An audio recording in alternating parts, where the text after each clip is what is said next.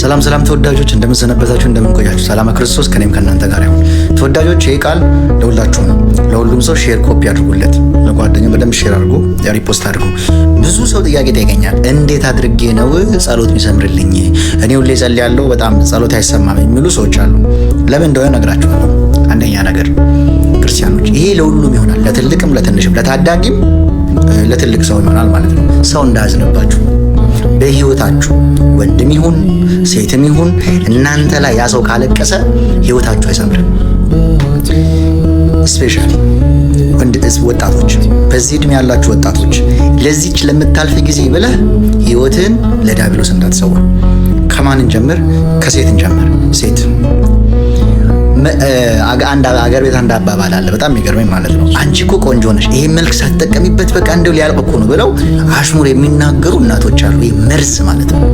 እነዚህ እናቶች ምን እያሏት ነው? ዞምጪ፣ ሰውነትሽን ሽጪና ገንዘብ አምጪ፣ ከሸጥሽ በኋላ ገንዘብ አምጪ፣ እንዲህ ምን ሆነሻል እያሏት እኮ ነው። አያችሁ፣ በደንብ አዳምጡ።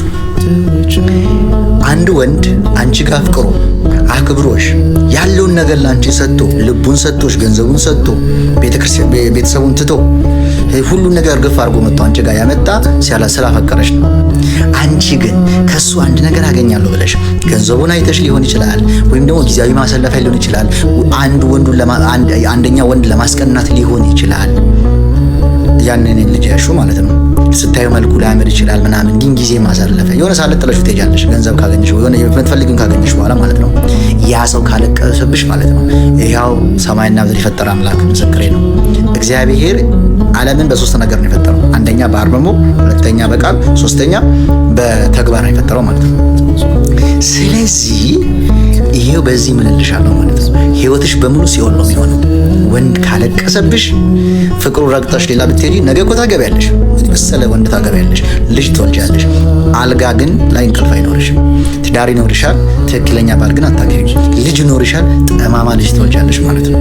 የዛ ሰው እንባ ይከተልሻል። ገዳም ብትሄጂ፣ ንስሐ ብትገቢ፣ ንስሐ አባት ብትቀያየሪ፣ ያንን ሰው ላይ ደሽ እግሩ ላይ ወድቀሽ ይቅርታ ካልጠየቅሽ በህይወትሽ ዘመን በሙሉ እያነባሽ ትኖራለሽ። የትኛውም ንስሐ አይፈታሽም። የትኛውም ንስሐ እግዚአብሔር ይቅር ቢልሽ ያ ሰው ይቅር አላለሽም። የዛ ሰው እንባ አንቺን ይከተልሻል እስከ ዕለተ መቃብር ድረስ ማለት ነው። ብዙ ጊዜ ፖሊስ ህይወቱ ጡረታ ከወጣ በኋላ መረን ነው የሚወጣው፣ ወይም ደግሞ ሰላማዊ ኑሮ አይኖርም። ለምን መሰላችሁ? የብዙ ሰው እንባ ስላለበት ማለት ነው። እግዚአብሔር ደግሞ በቀለኛ አምላክ ነው። ቅዱስ ጳውሎስ ምን አለ መሰላችሁ? ወደ አንደኛ ቆሮንቶስ ምዕራፍ 10 ከቁጥር 12 ላይ የቆመ ቢመስለው እንዳይወድቅ ይጠንቀቅ፣ የቆመ ቢመስለው እንዳይወድቅ ይጠንቀቅ ይላል። አንደኛ ቆሮንቶስ ምዕራፍ 10 ከቁጥር 12 ላይ ክርስቲያኖች ሰውን እንዳትበድሉ፣ ሰውን እንዳትጎዱ ወንዶች። ያቺ ልጅ በዋነት በቅንነት አንተን አፍቅራ አንተን ወዳ ወደ አንተ መጣ፣ ሁሉ ነገር ሰጣ፣ ገንዘቧን ሰጣ፣ ህይወቷን ሰጣ፣ ሁሉ ነገር ላንተ ሰጣ። አንተ ነገ ግን ረግጣት ከወጣ አንተ ነገ ቆንጆ ሴት ታገባለህ። ያቺ ሴት ግን ሴፍ ናት፣ ህይወትን ሲሆን ነው የሚሆነው። የዛች የምስኪን ሴት እንባ ከኋላ ይከተልሃል። ልንገርህ፣ ዳዊት ስራ ፈታ ይላል። ሁለተኛ ሳሙኤል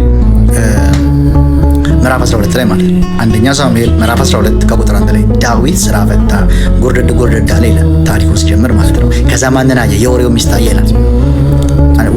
ሁለተኛ ሳሙኤል ምዕራፍ 12 13 14 በደንብ አድርገን ይገባሃል። የዛች ምስኪን እንባ ወይ ደግሞ የዛ ምስኪን ሰው ያ ምስኪን ወታደር የነበረ ኦሪዮ ማለት ነው ዳዊትን አራት ልጅ ነው ያሳጣው። ክርስቲያን ይሄው ለአንተን አካት ሴት ምንም አታመጣም ብለህ የናካት ሴት ህይወትን ዋጋ ያስከፍላል እግዚአብሔር። ይኸውልህ አጥጠርም ረጅሙንም አጭር ትሁን ማየምም ትሁን ምንም ጎደሎም ትሁን ያቺ ልጅ የእግዚአብሔር እጹብ ድንቅ ስራ ናት ማለት ነው። ልታከብራት ይገባል። ማትወዳት ከሆነ ከሷ ጋር እንዳትጫወትባት ዋጋ ትከፍላታለህ። ብዙ ሰው ዛሬ ቤት ውስጥ ለምንድን ነው እባብ የበዛበት? ህይወት የለውም እኮ እንቅልፍ የለውም። በዚህ በውስኪ ምናምን ራሱን ይሸውዳል። ለምን መሰለህ? የሴት እንባ ያለበት ሰው ከባድ ነው፣ ህይወት አይዘልቅልም። ሴቶችም እንደዛው ተሳስተሽ ለገንዘብ ብለሽ ወንድን ተጠግተሽ ጥቅም እፈልጋለሁ ብለሽ ነገ ጥለሽ ሄደሽ ትዳር ብትመሰርቺ አንቺም እንደዛው ነሽ። ቆንጆ ቤት ይኖርሻል፣ ሰላም የለሽም። ቆንጆ አልጋ ይኖርሻል፣ እንቅልፍ የለሽም። ቆንጆ ልጆች ይኖሩሻል፣ ቆንጆ ባል ይኖርሻል፣ ጤናማ ልጅ አይኖርሽም ማለት ነው። ምን ይመጣል? አናትሽ ምን ልጅ ተሻለ እግዚአብሔር ማለት ነው። እግዚአብሔር በአንቺ እንደዚህ ይበቀልሻል። አንቺን በምን ይበቀልሻል? በልጅ ይበቀልሻል ማለት ነው። ሴት ልጅ እግዚአብሔር መበቀል ከፈለገ በልጅ ይበቀላል። ልጅ ከተበላሽ እድሜ ልክ ስታለቅሽ ትኖሪያለሽ ማለት ነው።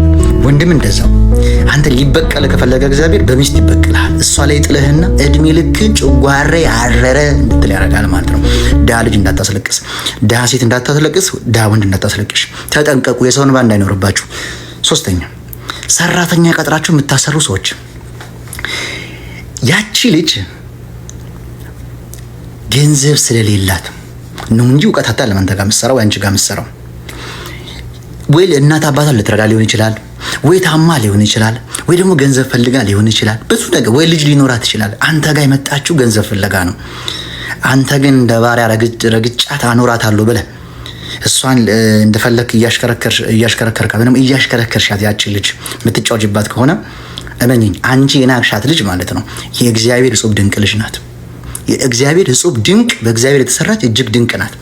ይኸውላችሁ ክርስቲያኖች፣ እግዚአብሔር አለ ቅዱስ ጳውሎስ ወደ ሮሜ ሰዎች ምዕራፍ 3 ከቁጥር 29 ላይ እግዚአብሔር የይሁዳ አምላክ ብቻ አይደለም የአሕዛብ አምላክ ነው። እግዚአብሔር የሁሉም አምላክ ነው። ቅዱስ ጳውሎስ እግዚአብሔር የሁላችንም አምላክ ነው።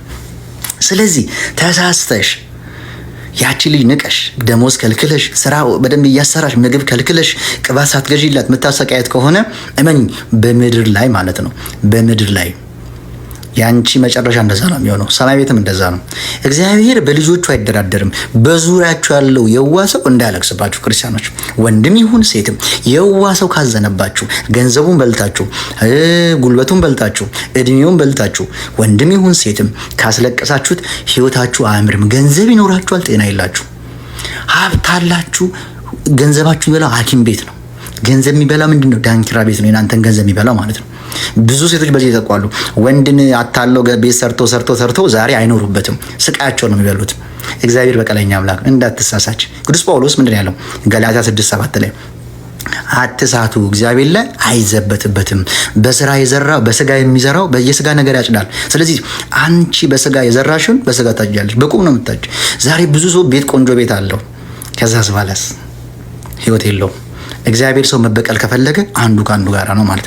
ስለዚህ የሰው እንባ እንዳይኖርባችሁ ቅዱስ ጳውሎስ ወደ ሮሜ ሰዎች ምዕራፍ 12 ከቁጥር 19 ላይ በቀልን ለበቀለኛ አምላክ ተው አትበቀሉ ይላል።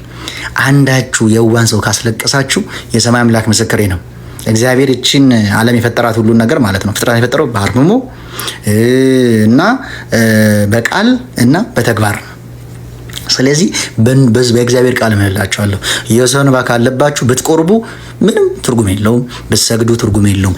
ፈልጋችሁ እውነቴ ነው ፈልጋችሁ ያንን ሰው ይቅርታ ጠይቁ። ወንድም ይሁን ሴትም ይቅርታ ጠይቁ። ትዳር ውስጥ ያላችሁ በጣም የምታለቅሱ ሰዎች አላችሁ፣ እንባ ስላለባችሁ ነው። ስለዚህ ጌታችን አምላካችን መድኃኒታችን ኢየሱስ ክርስቶስ አንድ የተናገረ ቃል አለ። እዚህ የማቴዎስ ወንጌል ምዕራፍ 18 ከቁጥር 35 ላይ እናንተ ወንድማችሁን ይቅር ካላላችሁ የሰማይ አባታችሁን ደግሞ ይቅር አይላችሁም ይላል። ስለዚህ ወንድማችሁን አትበድሉ፣ እህታችሁን አትበድሉ። ስለዚህ ጸሎታችሁን እንዲሰምሩላችሁ ከፈለጋችሁ ፈልጋችሁ ማንም በድያለሁ ብላችሁ ጎትኩታችሁ ፈልጉ። ያኔ ንስሐ ስርየት ይደረጋል። ያለበለዚያ ደባብቀን ንስሐ መንገባ ከሆነ ብዙ አለ። በቃ እኔ መልካም ነገር ሰራለሁ፣ ገንዘብ ሰብስቡ፣ በጎ ነገር እንሰራለን እኮ ችግር የለውም፣ ቤተክርስቲያን ሄዳለሁ። ቤተክርስቲያን መሄድ አድንህም። መጀመሪያ ምንድነው እዚህ ያለውን ይቅርታ ጠይቅ። ቤተክርስቲያን መሄድሽ አድንሽም።